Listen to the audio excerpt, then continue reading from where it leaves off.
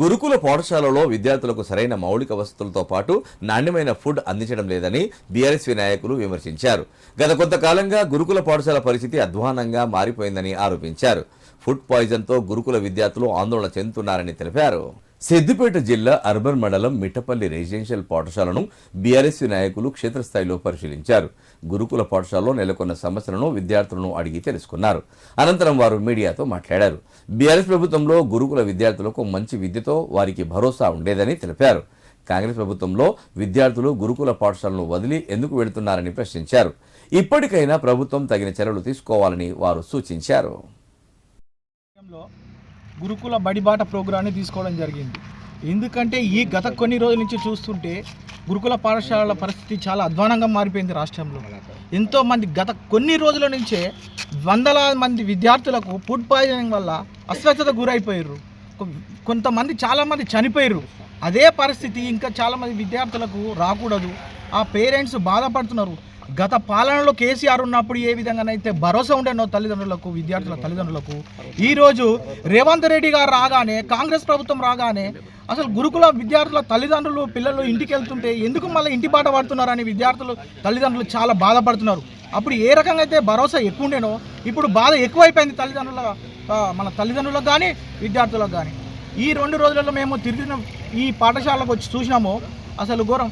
Teacher ఏమంటారు, అన్నీ బాగున్నాయి అంటారు. మేము విద్యార్థులతో మాట్లాడుతుంటే మాకు అక్కడ విండోస్ లేవు, ఇది పలిగిపోయినాయి, ఇది సాంబార్లో నీళ్ళు ఎక్కువ ఉన్నాయి, మెరుగలు వస్తున్నాయి, మాకు స్పోర్ట్స్ డ్రెస్సు లేదు, విద్యార్థులకు సరిగా పాఠాలు చెప్పే పంతులు కూడా లేరు, వాళ్ళకు జీతాలు ఇవ్వలేని పరిస్థితిలో ఉన్నారు అని చెప్పేసి వాళ్ళు విద్యార్థులు మాతో పాటు చెప్పుకున్నారు.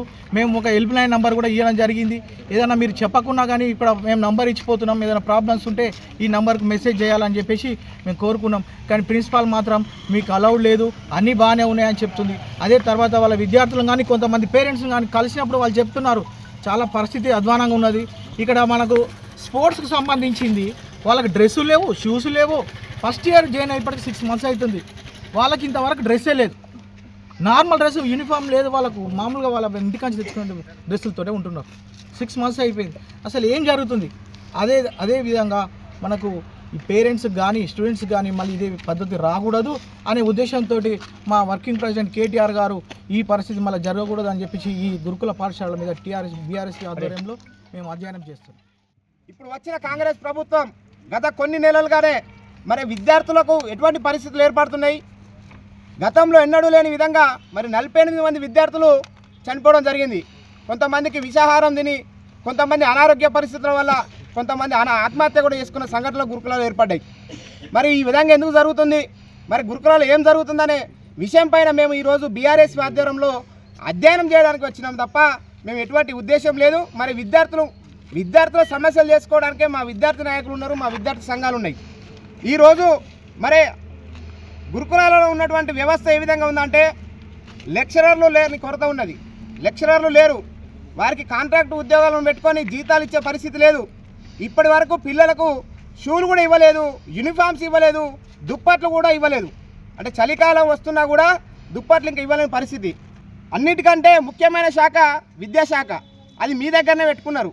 మరి విద్యాశాఖ పెట్టుకొని మరి విద్యారంగాన్ని మీరు ఏ విధంగా అభివృద్ధి చేస్తున్నారు? మరి విద్యార్థులకు ఎందుకు ఇటువంటి గోస పడుతున్నారు? విద్యార్థులకు వారు ఏం పాపం చేసిరని ఇలా గురుకుల విద్యార్థులు వారు ఎందుకు ఇబ్బందులు ఎదుర్కోవాల్సిన అవసరం ఉన్నదని మేము అడుగుతున్నాం. దీనికి